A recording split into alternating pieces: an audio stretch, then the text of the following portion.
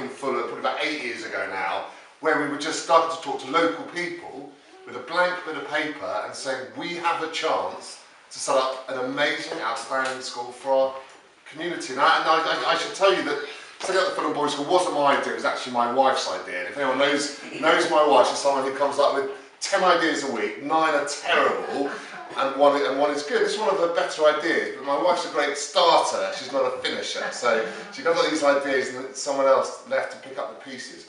But she came up with this idea to set up a new school in Fulham, where on paper, there was absolutely no need. There are 2 large comprehensive schools in Fulham, sitting on millions of pounds worth of real estate, which are half empty. So to actually say we need yet another school was always going to be quite a tough nut to crack. But I decided to get involved in this, I think for 3 reasons. I know nothing about education, I'm a banker by background for my sins. But, thank you, I've got a supporter, great. When the idea was given to me, if anyone says why we set up a boys' school, the clue is I have 3 boys.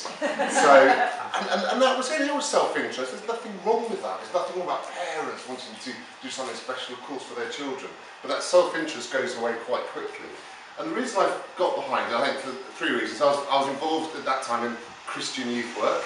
I was in my mid-30s, I think it's quite hard to pretend if you carry on doing Christian youth work. So to get involved in another Christian project was exciting. Secondly, I'd done quite well in my day job. I wanted to get involved in a project. I know that sounds very worthy, but it's something I wanted to do. But thirdly, and probably most importantly, although I'm not an educationist in any way, my education changed my life. I won't bore you with it, but I came from quite a difficult background, and I went to an independent school because of the scheme called the Assisted Play Scheme, which is my parents had no money, so the government paid for me to go to a private school. And it doesn't matter what your politics were, whoever you support, but I was horrified when the first bit of legislation Tony Blair passed was to abolish that scheme. So from that day, it meant that in vast swathes of the country, the only way you can have a good education is if you were rich. And that made me really sad and angry. I just didn't know about it, but it flowed out when we had the opportunity to get behind setting up a new school for Fulham. And that was our model.